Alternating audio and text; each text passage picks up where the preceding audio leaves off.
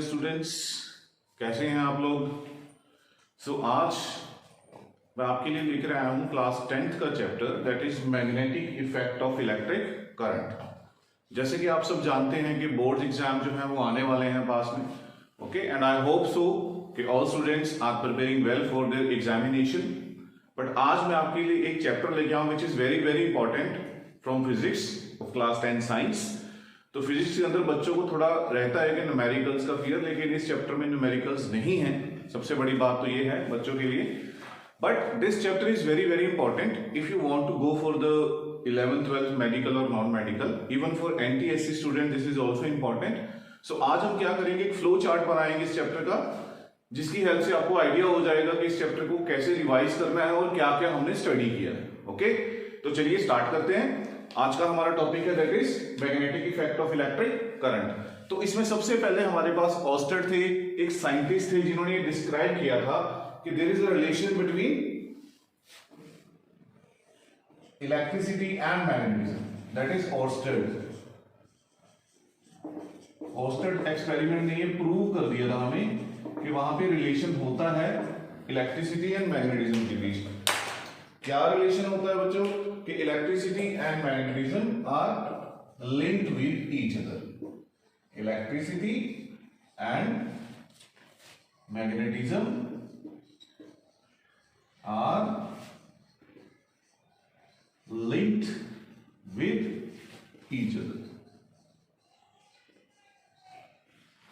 तो मैं आपको एक्सप्लेन करता हूं इसका मतलब क्या है। इसका मतलब यह है कि हमें यह पता है कि whenever the current flows through a wire then it behaves like a magnet। Okay, कोई भी करंट वायर में से फ्लो करेगा, हम उसके पास आयरन रोड लेके जाएंगे, वो उससे स्टिक कर जाएगी। Okay, secondly we can detect with the help of magnetic compass. अगर आप मैग्नेटिक कंपास उसके पास में लेके जाओगे तो डिफ्लेक्शन शो करती है, राइट। ये हुआ हमारा कि जब करंट मूव करेगा, चार्ज फ्लो करेगा तो मैग्नेटिज्म जनरेट होगा, राइट।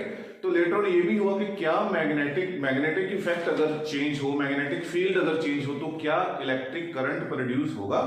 यस, तो later on it was invented yes कि इलेक्ट्रिसिटी एंड मैग्नेटिज्म दोनों लिंक्ड हैं। अगर इलेक्ट्रिसिटी चेंज होगी, मूव होगी, तो मैग्नेटिज्म आएगा, और अगर मैग्नेटिक इफेक्ट, मैग्नेटिक फील्ड हम चेंज करते हैं तो इलेक्ट्रिसिटी आ जाएगी। ओके, तो इस चैप्टर में हमने इसी के बारे में स्टडी करना है कि कैसे। ओके, तो सबसे पहले हम डिस्कस करेंगे इलेक्ट्रिक करंट की। अगर हम बात करते हैं इस चैप्टर की, तो इस चैप्टर में हमने तीन चीजें डिफरेंट पढ़ी हैं। यहां से सबसे पहले हम बात करते हैं बार मैग्नेट की। बार मैग्नेट का तो बच्चों जैसे आपको पता ही है, एक सिंपल पीस ऑफ मैग्नेट है, राइट, जिसके अराउंड मैग्नेटिक फील्ड होती है, राइट, और वो एरिया होता है, जैसे कि एक्टिविटी भी करते हैं कि एक पर्टिकुलर रीजन के पास अगर हम आयरन ऑब्जेक्ट लेके जाते हैं तो वो उसको अपनी तरफ अट्रैक्ट करती है। ओके, तो what does it mean, it has a specific region और magnetic field in surrounding, magnetic field in surrounding region लिख लेते हैं। ओके, तो इस रीजन के अंदर मैग्नेटिक फील्ड होती है, राइट। अब जब ये मैग्नेटिक फील्ड होती है तो हमें भाई पता कैसे लगता है, तो उसके लिए आपने एक एक्टिविटी की होगी, जो आयरन ऑब्जेक्ट, आयरन जो हमने ओर लेते हैं उसका आयरन ओर को लेके हम जब उस पर स्प्रिंकल करते हैं एक बार मैग्नेट के ऊपर, तो हम देखते हैं कि वो अपने आप को कैसे अरेंज करता है, राइट। तो जब उस अरेंजमेंट को हम एक ड्राइंग फिगर्स में लेके जाते हैं तो हमारे पास लाइंस बन के आती हैं, कॉन्टिन्यूस लाइंस। ओके, ऐसे जा रही है एक तरफ से दूसरी तरफ, तो उनको हम बोलते हैं मैग्नेटिक फील्ड। तो इसको विजुलाइज किसने किया था, कैसे होती है ये visualise, these are visualised by magnetic field lines. यहीं से हम लिख लेते हैं visualised by magnetic field lines, visualised by magnetic field lines. Okay, then हमने इसके बाद एक स्टडी किया था मैग्नेटिक इफेक्ट ऑफ करंट। ये हो गया बार मैग्नेट। एक हमने किया था magnetic effect of moving charge, magnetic effect of moving charge. मतलब अगर चार्ज मूव करेगा तो वो मैग्नेटिक इफेक्ट प्रोड्यूस करेगा। वो भी कौन विजुलाइज करता था? मैग्नेटिक फील्ड लाइंस, क्योंकि मैग्नेटिक फील्ड लाइन से ही हमें पता लगता था कि कैसे वो इफेक्ट करती है, राइट। उसके बाद हमारा था थर्ड जो हमने इस चैप्टर में स्टडी किया है वो है electric effect of moving magnet. मतलब अब हम मैग्नेट को मूव करवाएंगे, मैग्नेट को मूव करवाने के साथ हमें इलेक्ट्रिक करंट जनरेट होता है जिसको हम बोलते हैं इंड्यूस्ड करंट। वो भी हम डिस्कस करेंगे बट लेटर ऑन। तो सबसे पहले बच्चों हमारे पास है ये दो चीजें, bar magnet and magnetic field lines. तो जो ये मैग्नेटिक फील्ड लाइंस हैं these are very very important. इनके कुछ कैरेक्टरिस्टिक्स भी हैं, वो हमने डिस्कस किए थे, आपको याद हो मैग्नेटिक फील्ड लाइंस के। First of all they have magnitude but both it is have both magnitude and direction। इनके पास दोनों होते हैं, मैग्नीट्यूड भी एंड डायरेक्शन भी, राइट। मैग्नीट्यूड भी हो गया और डायरेक्शन भी हो गई, okay.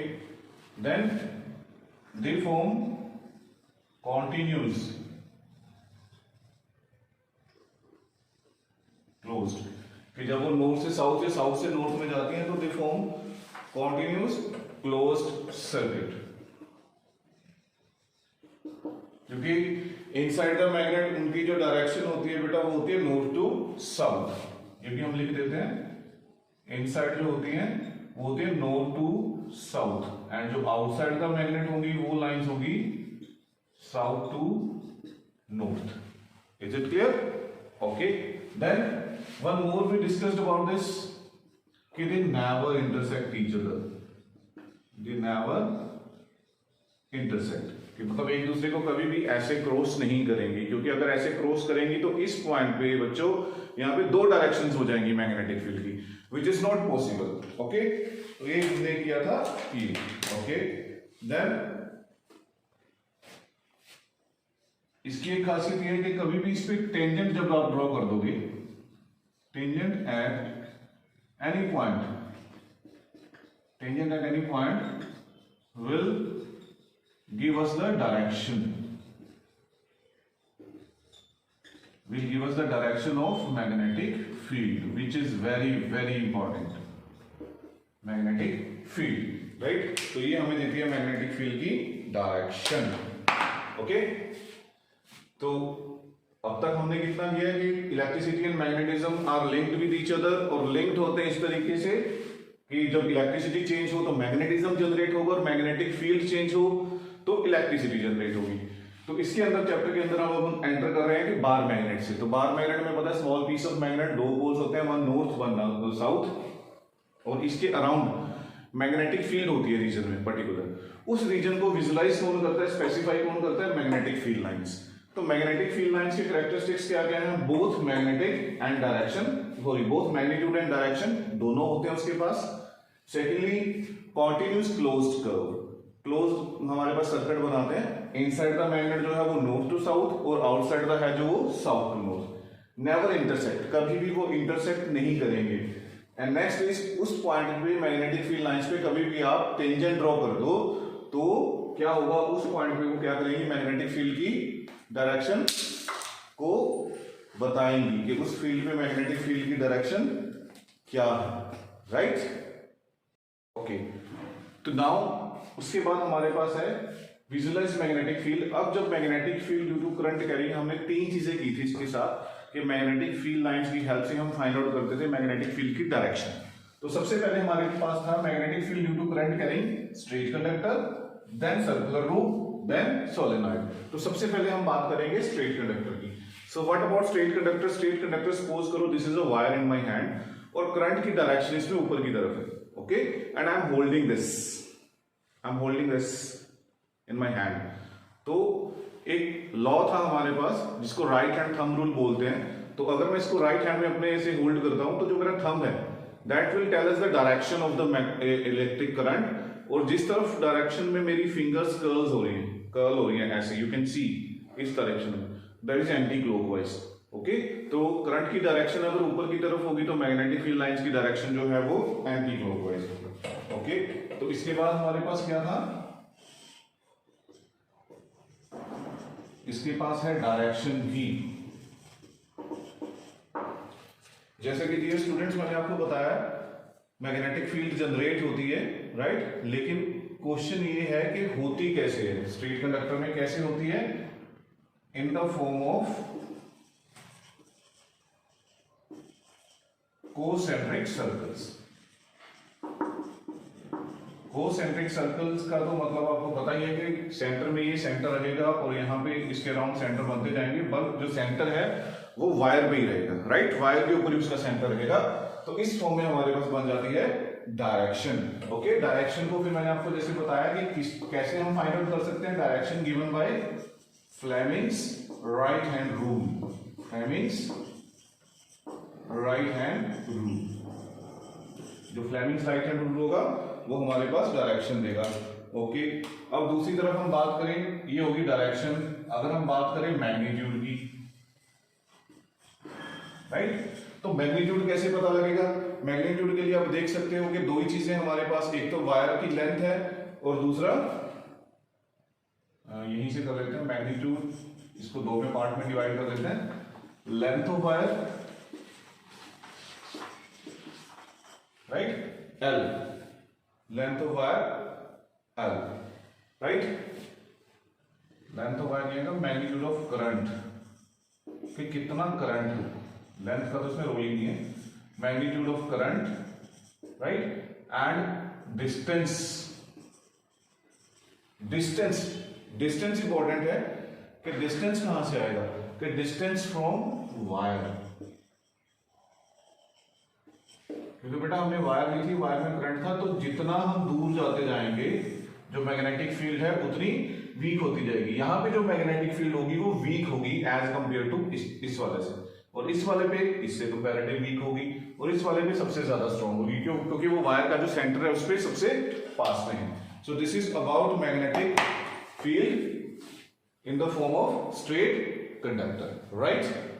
Okay, now after straight conductor we are going to discuss about the circular loop।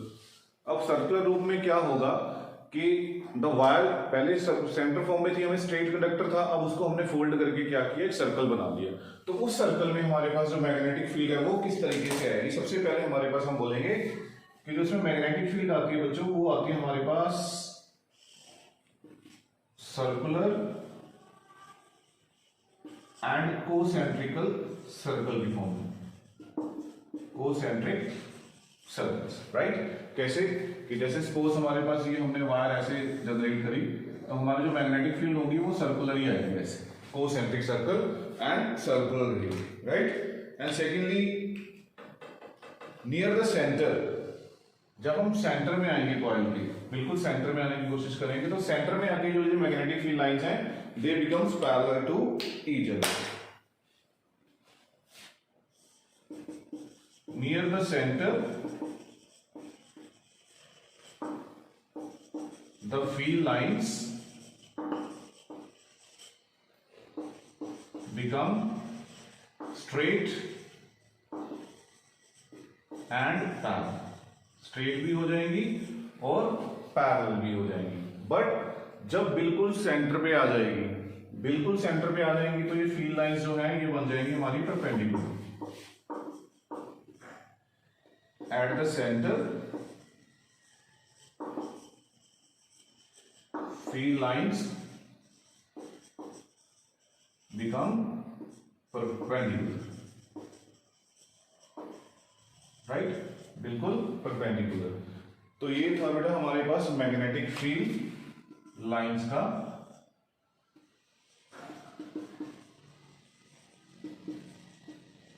Right. This is about कि किस तरीके से वो जनरेट होती हैं। Then after this we have कि how to detect this, right, that is direction. तो इनकी डायरेक्शन कौन देता है, डायरेक्शन हमें देता है स्नो रूल। स्नो रूल आपको याद होगा, स्नो रूल भी बोलते हैं और इसको क्लॉक फेस रूल भी बोलते हैं, और clock phase rule, right? Okay, then little bit of part इसका हम राइट हैंड थंब रूल से भी फाइंड आउट कर सकते हैं। जब वो स्ट्रेट बन जाता है बच्चों तो then we can use the right hand thumb rule. Okay, then comes the magnitude. अब जो ये मैग्नेटिक फील्ड लाइंस है इनका मैग्नीट्यूड कैसा रहता है? मैग्नीट्यूड किसके ऊपर डिपेंड करता है? D is directly proportional to. अब सबसे पहले हमारे पास ये सर्कुलर फॉर्म है, तो सर्कुलर फॉर्म में किन दो चीजों के ऊपर डिपेंड करेगा? एक तो करेगा करंट के ऊपर, क्योंकि करंट तो जरूरी है। Then secondly number of turns, कि हमने कितनी नंबर ऑफ टर्न्स की हैं, और थर्ड रेडियस, राइट? जितना दूर जाएंगे उसी तरीके से दैट मींस कि मैग्नेटिक फील्ड जो है वो वीक होती जाएगी। ओके, जो जितना पास रहेंगे सेंटर में रहेंगे उतना ही मैग्नेटिक फील्ड स्ट्रॉन्ग होगा। अब नेक्स्ट इज सोलेनॉइड। तो सोलेनॉइड क्या है? जैसे कि हमने देखा था कि सॉलिड इंसुलेटेड करके कॉपर वायर हम रोटेट करते हैं उसके ऊपर, और when current flows through it then it behaves like a solenoid. तो इस सोलेनॉइड में होता क्या है? सोलेनॉइड क्या करती है? फिर जब करंट फ्लो करता है it behaves like a bar magnet. और सबसे बड़ी बात कि इसके अंदर जो मैग्नेटिक फील्ड जनरेट होती है that is uniform, right? And सबसे इंटरेस्टिंग चीज है कि it has a polarity, at its and. मतलब पोलैरिटी एट इट्स एंड मतलब एक जो एंड है वो नॉर्थ बन जाएगा और दूसरा एंड है वो साउथ बन जाएगा। तो इसको भी हम जो फाइंड आउट कर सकते हैं डिटरमाइंड बाय, जो किसकी डायरेक्शन होगी, तो वो भी हमारे पास क्लॉक फेज रूल, जो हमने पीछे की सर्कुलर रूल में डिस्कस किया था, clock face rule. Okay, then we know that it will depends upon also, magnetic field है तो ये डिपेंड भी करेगी। ओके, डिपेंड्स अपॉन, तो कौन कौन से फैक्टर हैं जिन पे डिपेंड करती है? एक तो है हमारे पास नंबर ऑफ टर्न्स, कि ये अगर हमारे पास कोई भी हमने पीस लिया और उसके ऊपर कितनी नंबर ऑफ टर्न्स हैं, जितनी ज्यादा नंबर ऑफ टर्न्स होंगी उतनी ज्यादा स्ट्रॉन्ग मैग्नेटिक फील्ड जनरेट होगी, right? And second current, obviously जितना ज्यादा करंट होगा उतनी ज्यादा मैग्नेटिक फील्ड जनरेट भी होगी। ओके, और थर्ड है जो ये कोर मटेरियल अंदर वाला, वो कौन सा लिया? Third, nature of core material, कि आप कौन सा कोर मटेरियल इसमें यूज कर रहे हो। Okay, but very interesting fact is this, it can be used to form, right? To form, एक हम बोल सकते हैं परमानेंट मैग्नेट,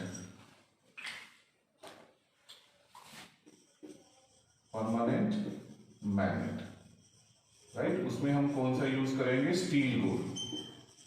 अगर जो अंदर वाला कोर है वो अगर आप स्टील का यूज करोगे तो वो परमानेंट मैग्नेट बनेगी। ओके, और एक हमारे पास बन के आती है electromagnet, when the current flows, उसमें होता है iron core, that is electromagnet. Electromagnet के अंदर क्या होता है? फुल आयरन कोर, पूरी तरह आयरन कोर होता है उसके अंदर। अब जो ये magnetic field generated by electromagnet है तो वो भी हमारे पास डिफरेंट डिफरेंट चीजों पे डिपेंड करेगी। First current, okay, second closeness of turns, कि जो टर्न्स हैं वो कितनी पास है, इनमें जो गैप है वो ज्यादा है या कम है, उस चीज का हमें बड़ा ध्यान रखना है। उसी के ऊपर ये इलेक्ट्रोमैग्नेट की जो मैग्नेटिक फील्ड है ये डिपेंड करती है, राइट? थर्ड हमारे पास हो गया नंबर ऑफ टर्न्स, कि जहां भी बेटा वायर कॉइल सर्कुलर फॉर्म में आएगी उसमें तो नंबर ऑफ टर्न्स के ऊपर तो डिपेंड करेंगे ही करेंगे। Okay, last but not the least, length of coil, that is B is inversely proportional to length of coil। जितनी कम लेंथ होगी उतनी ज्यादा स्ट्रॉन्ग मैग्नेटिक फील्ड। ओके, अगर हम बहुत बड़ा कर देंगे इसको तो बहुत वीक हो जाएगी, राइट? तो इस चीज का भी हमें बड़ा ध्यान रखना है इसके अंदर। Okay, now after this, after discussing solenoid, straight current carrying conductor and the circular coil, now one very important thing, कि जो मैग्नेटिक फील्ड है it exert a force on current carrying conductor placed in it. हमने किया था NCERT के अंदर, एक aluminium rod when we keep it inside a magnetic field then this magnetic field generate exert a force, right. तो उस जो metal road थी हमारे पास एल्यूमिनियम रोड को उसको उन्होंने मूव करवाया, राइट। तो अब जो ये मैग्नेटिक फील्ड प्रोड्यूस हुई है, राइट, तो किसके ऊपर डिपेंड करती है, right, depends upon first that is current, okay. तो फोर्स किस पे डिपेंड करेगी, करंट के ऊपर। जितना ज्यादा करंट होगा उतनी ज्यादा वो फोर्स लगाएगा, okay. And secondly is length,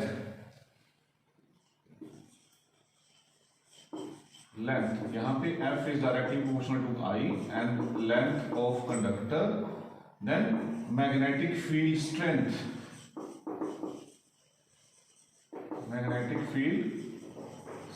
that is F is directly proportional to magnetic field strength. And one very important, that is the angle. एक एंगल होता है इन दोनों के बीच में, कंडक्टर एंड मैग्नेटिक फील्ड के बीच में, angle between conductor and magnetic field, that is F is directly proportional to sin theta. तो एक हमारे पास ये फॉर्मूला भी बन के आता है BIL sin थीटा। ये हमारे पास फॉर्मूला है उस फोर्स को कैलकुलेट करने का, कि हम उस फोर्स को कैसे कैलकुलेट कर सकते हैं, राइट। एंड इसके पास डायरेक्शन भी होती है,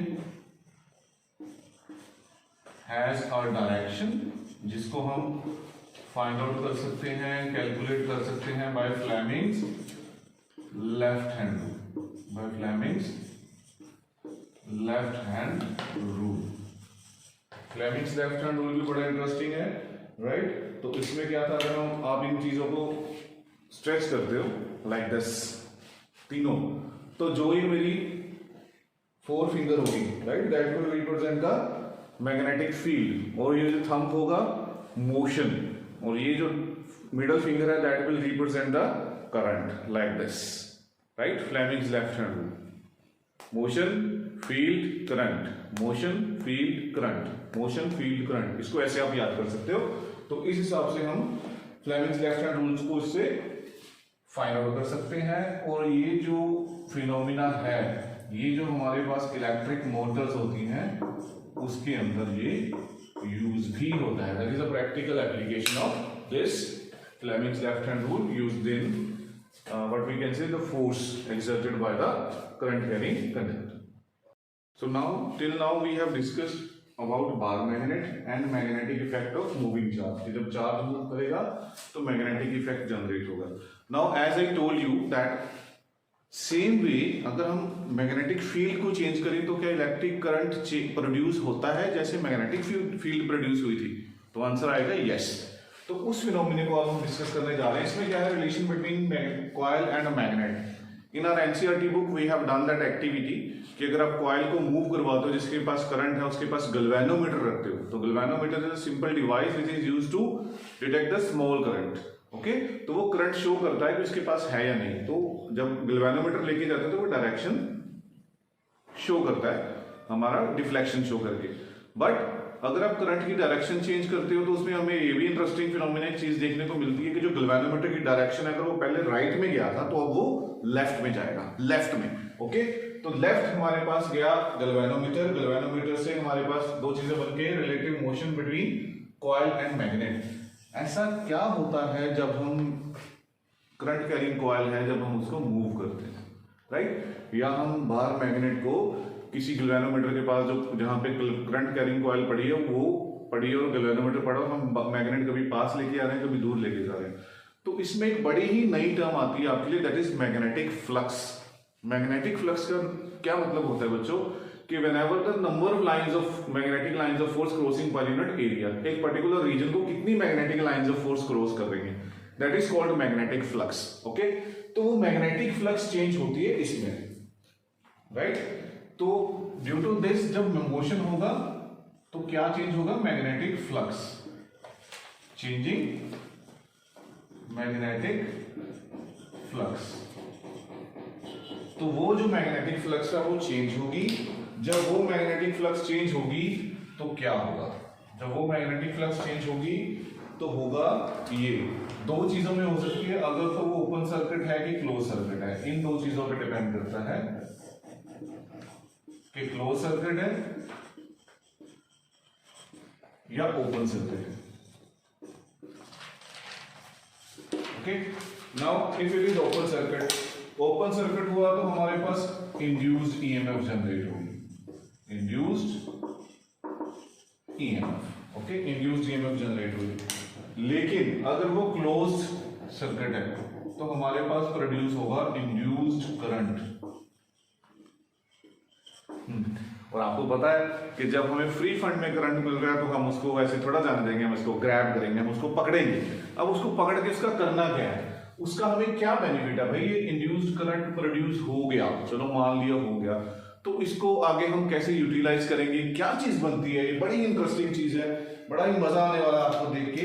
तो इंड्यूस्ड करंट के पास हमें पता है कि जैसे डायरेक्शन भी होगी, ऑब्वियसली करंट है तो डायरेक्शन भी जरूर होगी। भाई बिना डायरेक्शन के तो करंट आ ही नहीं सकता, क्योंकि करंट के पास डायरेक्शन होनी बहुत जरूरी है, राइट? तो उसको हम कैसे फाइंड आउट करते हैं? Fleming's right hand rule. Confuse नहीं होना, क्योंकि पहले फ्लेमिंग लेफ्ट हैंड रूल किया था, तो लेफ्ट और राइट में भाई फर्क है। नाम सेम है बंदे का फ्लेमिंग्स, लेकिन बातें उसने अलग अलग बताई हैं। तो फ्लेमिंग्स राइट हैंड रूल हमारे पास क्या कहता है? पहले हमने इसको स्ट्रेच किया था, हम इसको थोड़ा स्ट्रेच करते हैं ऐसे, इस तरीके से।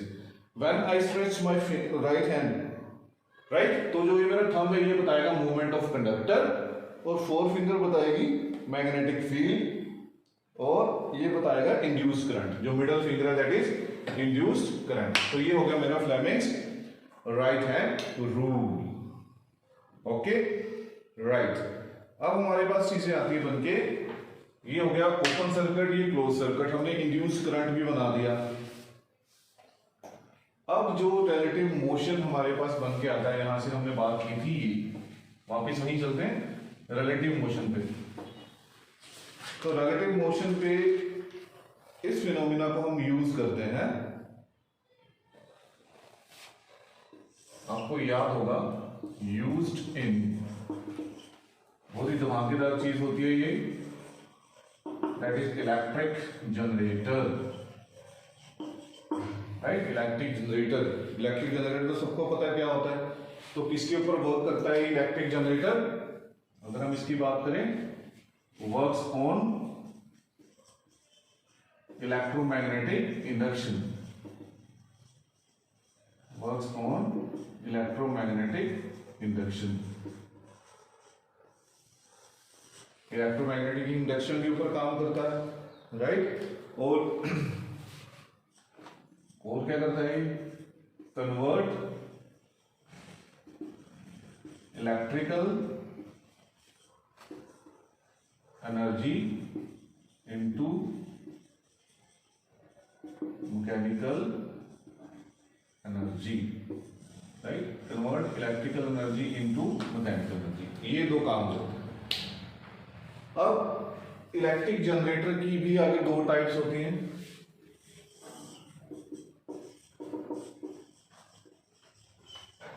AC generator.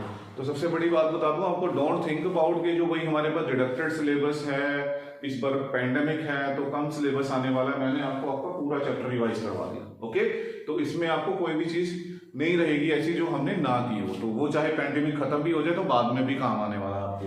Okay, right. तो एसी जनरेटर एंड एक होता है हमारे पास डीसी जनरेटर, ये तो हम सबको पता है। AC generator and DC generator. AC means होता है बेटा अल्टरनेटिंग करंट, डीसी मीन्स होता है डायरेक्ट करंट, लेकिन ये दोनों में बहुत डिफरेंस है, राइट? ये जो एसी जनरेटर है इंड्यूसेस एन अल्टरनेटिंग करंट। तो जो अल्टरनेटिंग करंट है वो हमारा क्या करता है, इसके दो स्पेसिफिक फंक्शंस होते हैं, दो फीचर्स होते हैं बड़े ही इंपॉर्टेंट, हम यहीं पे मेंशन कर देते हैं। एक तो ये बेटा हर साइकिल के बाद, हाफ साइकिल के बाद अपनी डायरेक्शन जो है वो चेंज करता है। Okay, periodically changes its direction. Periodically changes its direction. अपनी डायरेक्शन को ये चेंज करता है। दूसरा हम कह सकते हैं कि इंडिया के अंदर इसकी एक लिमिट है। In India it is 220 volt and 50 hertz. इस रेंज में ये काम करता है स्पेसिफिकली इंडिया के अंदर। और एक होगा ये periodically डायरेक्शन जो है वो चेंज करता है। ओके, तो डायरेक्शन में आपको चेंज करके भी दिखा दूं इसकी कैसे ये घूमता है भाई, ऐसे इस तरीके से हर हाफ साइकिल के बाद ये डायरेक्शन अपनी चेंज करता है। लेकिन इसके बेनिफिट्स बहुत हैं क्योंकि ये हमारे डोमेस्टिक सर्किट्स में बहुत यूज होता है। डोमेस्टिक मतलब घरेलू, जब हम घर की चीजें यूज करते हैं उसमें बड़ा यूज होता है। कैसे? दो तरीकों पे, दो वैल्यूज पे काम करता है। एक तो 5 एम्पियर पे और एक पावर रेटिंग होती है जब 15 एम्पियर, राइट? तो लाइटनिंग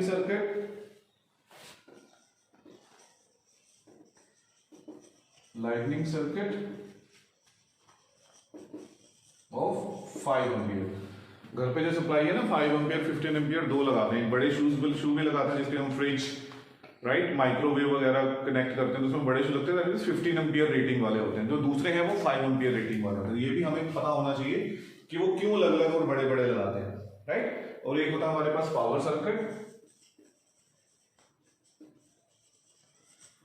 ऑफ 15 एम्पियर। तो इन दोनों को अलग अलग तरीके से वो यूज किया जाता है। लेकिन इन दोनों के अंदर कॉमन चीज होती है, एक लाइव वायर होती है, एक बोलते हैं हम न्यूट्रल, और एक होती है अर्थ, राइट? तीन आती है हमारे पास, लाइव, न्यूट्रल एंड अर्थ। तो इन तीनों के साथ वो हमारे पास सर्किट के अंदर फ्लो करता है। ओके, नेक्स्ट आ गया हमारे पास डीसी जनरेटर। तो डीसी जनरेटर के अंदर अब बड़ा इंटरेस्टिंग है, जैसे एसी जनरेटर करंट फ्लो करता है तो ये क्या करता है, induces an direct current. Direct current flow करता है। जैसे इसमें अल्टरनेटिंग था तो उसमें डायरेक्ट करंट था। और डायरेक्ट करंट का फीचर है कि फ्लोइंग सेम डायरेक्शन,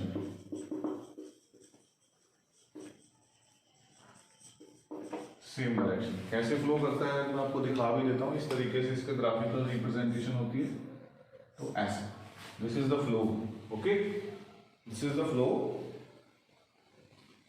ये हमारी करंट की है, ये पोटेंशियल। ओके, डोमेस्टिक करंट हो गया। नाउ इसमें भी हमारे पास दो चीजों में यूज होता है, electronic system and charging system.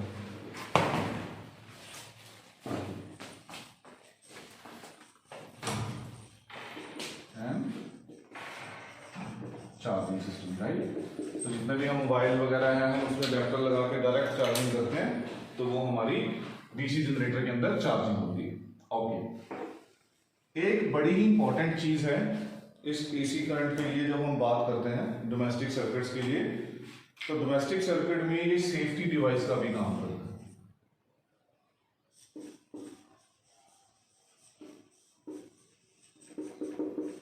Safety device, तो सेफ्टी डिवाइस कैसे करता है हमारे पास, जैसे मैंने आपको बताया दो तरीके से, एक होती है अर्थ वायर और एक होती है फ्यूज वायर। अर्थ वायर और फ्यूज वायर जैसे कि इनके नाम से क्लियर है, ये हमारे पास घर में यूज किया जाता है।